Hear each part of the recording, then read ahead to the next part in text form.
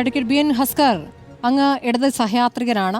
ഇടത് സഹയാത്രികൻ എന്ന് പറഞ്ഞുകൊണ്ട് ചർച്ചകളിൽ പങ്കെടുക്കരുത് എന്നൊരു നിർദ്ദേശം, അതൊരു നിർദ്ദേശമായിട്ടാണോ, ഒരു താക്കീതിൻ്റെ സ്വഭാവത്തിലാണോ CPM-ൽ നിന്നും അങ്ങേക്ക് കിട്ടിയത്? എന്താണ് യഥാർത്ഥത്തിൽ സംഭവിച്ചത്? നമ്മുടെ അടക്കമുള്ള ചർച്ചകളിൽ ഞാൻ CPM പ്രതിനിധി ഇല്ലാത്തതുകൊണ്ട് അങ്ങ് CPM നിലപാട് പറയുമെന്ന് പ്രതീക്ഷിച്ച ഘട്ടത്തിലാണ് അങ്ങ് CPM-നെ വിമർശിച്ചുകൊണ്ട് കഴിഞ്ഞ ദിവസം ഇരുന്നത്. ഞാൻ ഞെട്ടിപ്പോയി അങ്ങയുടെ പ്രതികരണം കണ്ടപ്പോൾ. അതുതന്നെയായിരിക്കും പാർട്ടിക്കും സംഭവിച്ചിട്ടുണ്ടാകുക. എന്താണ് ഉണ്ടായതെന്ന് പറയാമോ? അല്ല സ്മൃതി, ഞാനൊരു പാർട്ടി അംഗമെന്ന നിലയിൽ ചില പരിമിതികളുണ്ട് ഇക്കാര്യത്തിൽ പറയുന്നതിന്. ഞങ്ങളുടെ ഘടകം കൂടി, പാർട്ടി ഘടകത്തിൽ സംഘടന സ്വാഭാവികമായും ദേശീയവും സാർവദേശീയവും സംസ്ഥാന രാഷ്ട്രീയവും ചർച്ച ചെയ്യും. അതിനുശേഷം സംഘടന വെച്ചുകൂടി ഞാൻ പറഞ്ഞത് പാർട്ടിയുടെ ലൈനിലല്ല പറഞ്ഞത് എന്നത് എന്നെ ബോധ്യപ്പെടുത്തി. ഇതാണ് സാധാരണ രീതിയിൽ എന്നല്ല, പാർട്ടി ഘടകത്തിൻ്റെ തീരുമാനം അങ്ങനെയായിരുന്നു. അത് പാർട്ടി ലൈനല്ല ഞാൻ പറഞ്ഞത് എന്നുള്ളതാണ്. അപ്പോൾ സ്വാഭാവികമായും അതാണൊരു പാർട്ടിയുടെ സംഘടനാ രീതി. കൃത്യമായി പാർട്ടിയുടെ സംഘടനാ രീതിയിലാണ് പോയത്. മറ്റൊന്നും അവിടെ സംഭവിച്ചില്ല. അതൊക്കെ മാധ്യമങ്ങളുടെ ഭാവനാ സൃഷ്ടി മാത്രമാണ്. അപ്പോൾ അതൊന്നും പറയാനുള്ള സ്വാതന്ത്ര്യം ഒരു പാർട്ടി അംഗം എന്ന നിലയിൽ എനിക്കില്ല എന്ന ഉത്തമ ബോധ്യമുള്ളത് കൂടി കൊണ്ടാണ് ഞാനത് പറയുന്നത്. അതുകൊണ്ട് അത്തരത്തിലൊരു നിലപാടാണ് പാർട്ടി പറയുന്നത്. കാര്യം ഇടതു നിരീക്ഷകൻ എന്ന നിലയിൽ പാർട്ടിയുടെ നയങ്ങളെ വിമർശിക്കുക എന്ന് പറയുന്നത്, അല്ലെങ്കിൽ CPM സഹയാത്രികൻ എന്ന നിലയിൽ പാർട്ടിയുടെ നയങ്ങളെ വിമർശിക്കുക എന്ന് പറയുന്നത് സംഘടനാപരമായി അതിൻ്റെ ഉത്തമ ബോധ്യത്തോടു കൂടി തന്നെയാണ് ഞാനത് വിമർശിച്ചിട്ടുള്ളത്. അതിൻ്റെ വരും വരായികളെക്കുറിച്ച് എനിക്ക് കൃത്യമായി ബോധ്യമുള്ള ഒരാൾ കൂടിയാണ്. കാരണം 1991 ഞാൻ പാർട്ടി അംഗത്വത്തിലേക്ക് വരുന്നത്. അതിനും 2-3 വർഷങ്ങൾക്ക് മുമ്പ് വിദ്യാർത്ഥി സംഘടനാ പ്രവർത്തനത്തിലൂടെ ഒക്കെയാണ് ഞാൻ പാർട്ടി രംഗത്തേക്ക് വരുന്നത്. അങ്ങനെ ഞാനൊരു സാധാരണ പാർട്ടി അംഗം മാത്രമാണ്. അപ്പോൾ എനിക്കൊരു പാർട്ടിയുടെ മാത്രം ആയുസേ ഉള്ളൂ എന്നുള്ളതിനെക്കുറിച്ചൊക്കെ എനിക്ക് നല്ല ബോധ്യമുള്ള ആളാണ്. പക്ഷേ എനിക്കൊരു മിന്നാമിനുങ്ങെങ്കിലും ആകണം എന്നുള്ളതായിരുന്നു എൻ്റെ വിമർശനത്തിൻ്റെ ഉദ്ദേശം എന്നുള്ളത്. അത് യഥാർത്ഥത്തിൽ സംഭവിച്ചിട്ടുണ്ട് എന്നുള്ളത് തന്നെയാണ് ഞാൻ ബോധ്യപ്പെടുന്നത്. വിശദീകരിക്കാമോ? കാരണം നമ്മൾ കഴിഞ്ഞ ദിവസവും ചർച്ച ചെയ്തതിൻ്റെ തുടർച്ചയാണ് ഇപ്പോൾ സംഭവിച്ചുകൊണ്ടിരിക്കുന്നത്. കഴിഞ്ഞ ദിവസം AK ബാലൻ നടത്തിയ പ്രസ്താവന, ആ പ്രസ്താവനയുമായി ബന്ധപ്പെട്ട് ഇന്ന് പിണറായി വിജയൻ നടത്തിയ പ്രതികരണമാണ് നമ്മുടെ ചർച്ച. അപ്പോൾ എങ്ങനെയാണ് ആ മിന്നാമിന്നിങ്ങിൻ്റെ വെളിച്ചം അവിടേക്ക് എത്തിയത്? അല്ല, ഇപ്പോൾ വരുന്ന മാധ്യമ വാർത്തകൾ തന്നെ അതൊരു മിന്നാമിന്നിങ്ങിൻ്റെ ചെറിയ വെളിച്ചമായി തന്നെ നിൽക്കുന്നു എന്ന് തന്നെയാണ് എനിക്ക് തോന്നുന്നത്. കാര്യം മാറാട് കലാപം നമുക്കെല്ലാം മറക്കേണ്ടതും നാം ഓർമ്മപ്പെടുത്താതിരിക്കേണ്ടതുമായിട്ടുള്ളൊരു കലാപമാണ്. ജസ്റ്റിസ് തോമസ് പി ജോസഫിൻ്റെ ഒരു അന്വേഷണ കമ്മീഷൻ റിപ്പോർട്ട് പൊതുമധ്യത്തിലുണ്ട്.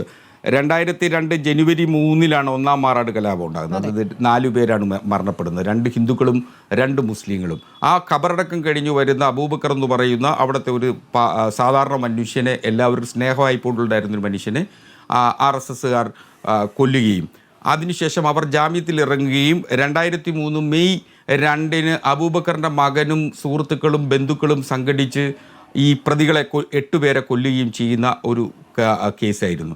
അതിൽ 393 പ്രതികളാണ് ആകപ്പാടുണ്ടായിരുന്നത്. അതിൽ 213 പേർ RSSകാരും 86 പേർ ലീഗുകാരും 16 ആളുകൾ INL, NDF അല്ലെങ്കിൽ SDPI തുടങ്ങിയിട്ടുള്ള ആളുകൾ വരുന്നു.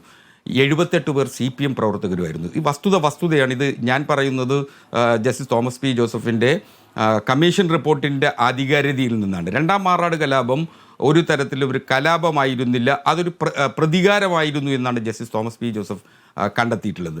അപ്പോൾ സ്വാഭാവികമായി മാറാട് കലാപത്തിൽ ഒരു ജമാഅത്തെ ഇസ്ലാമിക്കാരൻ പോലും പ്രതിയായിരുന്നില്ല. അപ്പോൾ ജമാഅത്തെ ഇസ്ലാമിയെയും അതുപോലെ തന്നെ മാറാട് കലാപവും വീണ്ടും വീണ്ടും ഓർമ്മിപ്പിക്കുക എന്ന് പറയുന്നത് അത് പാർട്ടിയുടെ ലൈനല്ല.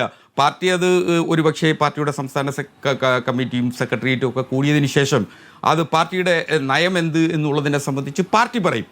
അപ്പോൾ ഇതിൽ മാറാട് കലാപത്തെ ഓർമ്മിപ്പിക്കുക എന്ന് പറയുന്നത് വേദനാജനകമായിട്ടുള്ളൊരു കാര്യമാണ്. നാം മറക്കാൻ ശ്രമിക്കുന്നത് ചിലപ്പോൾ ചരിത്രത്തിലെ ചില ഏടുകൾ നമുക്ക് മറക്കേണ്ടി വരും.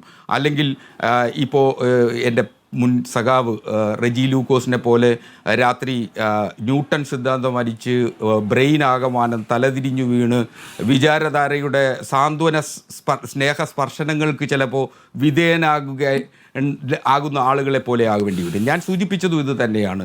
ഞാൻ കരുതുന്നത് CPM-ൻ്റെ നേതൃനിരയിൽ നിന്ന് ഒരു പാർട്ടിയുടെ നേതാക്കന്മാരെല്ലാം BJP-യിലേക്ക് പോകും എന്നുള്ളതില്ല. അങ്ങനെ ഒരു സാധ്യതയും CPM-ൽ ഉണ്ട്. പക്ഷേ CPM-ൻ്റെ അണികൾ BJP-യിലേക്ക് പോകുന്നു എന്നുള്ളതാണ്. അതൊരു ആശങ്കയായിരുന്നു. ഞാൻ ആ ആശങ്ക പാർട്ടിയെ പൊതുമധ്യത്തിൽ പറഞ്ഞു എന്നുള്ളതാണ് ചർച്ചകളിൽ തുടങ്ങി വെച്ചത്. അത് ശ്രീ വെള്ളാപ്പള്ളി നടേശൻ നടത്തുന്ന വിധ്വംസക പ്രസംഗങ്ങൾ, വാക്കുകൾ കൊണ്ട് സംഭവിച്ചു പോകുന്നതാണ്.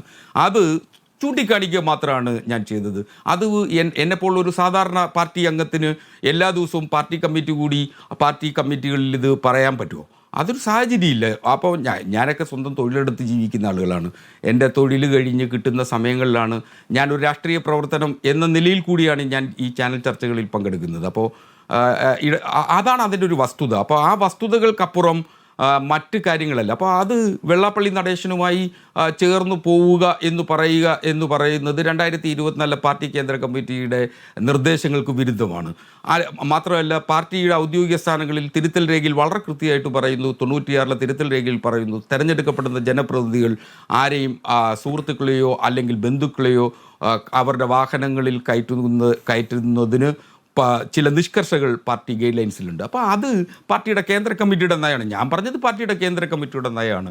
അതുകൊണ്ട് പാർട്ടിയുടെ കേന്ദ്ര കമ്മിറ്റി നയം പറഞ്ഞു എന്നുള്ളത് കൊണ്ട് ഏതെങ്കിലും തരത്തിൽ തെറ്റുണ്ടെന്നില്ല. അത് പാർട്ടി പരിശോധിക്കുമായിരിക്കും. ഇത്തരത്തിൽ വന്നിട്ടുള്ള കാര്യങ്ങൾ പാർട്ടി പരിശോധിക്കണം. അല്ലാതെ ഒരു സോഷ്യൽ എഞ്ചിനീയറിങ്ങിൻ്റെ ഭാഗമായി പാർട്ടിയുടെ നിലപാടുകൾ മാറ്റരുത് എന്നുള്ളതാണ്. ഒരുപക്ഷെ ഒരു തെരഞ്ഞെടുപ്പ് എന്ന് പറയുന്നത് തെരഞ്ഞെടുപ്പിലെ പരാജയം. നിങ്ങൾക്ക് CPM ഇപ്പോൾ ഇതിൽ ഏറ്റവും വലിയ ആത്മവിശ്വാസത്തിലിരിക്കുന്നത് കേരളത്തിലെ UDF-ഉം കോൺഗ്രസുമാണ്.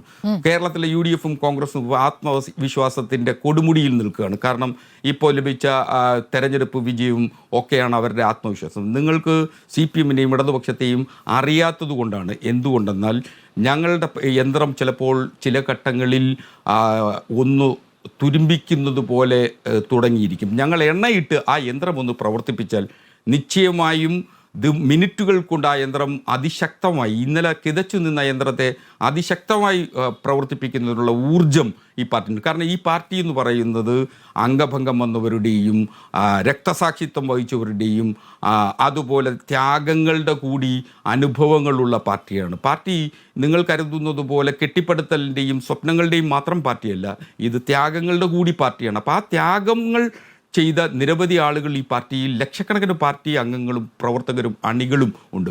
അവരുടെ വികാരം ചിലപ്പോൾ ഒരുപക്ഷെ ഈ ഘട്ടത്തിൽ ഒരു പാർട്ടി ഒരു പ്രതിസന്ധിയിലാവുന്ന ഘട്ടത്തിൽ അവർ സടകുടഞ്ഞെണീക്കും എന്ന് തന്നെയാണ് ഞാൻ കരുതുന്നത്. അത്തരത്തിൽ പാർട്ടി സഖാക്കൾ പ്രവർത്തിച്ചു കഴിഞ്ഞാൽ കേരളത്തിൽ UDF സ്വപ്നം കാണുന്നത് നടക്കില്ല എന്നുള്ളതാണ് ഒരു സാഹചര്യം.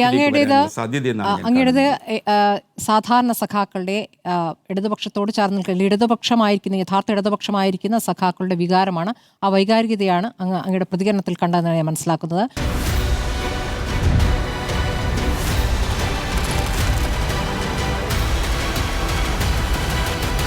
ഡിബേറ്റ് വിത്ത് സ്മൃതി പരുത്തിക്കാട്.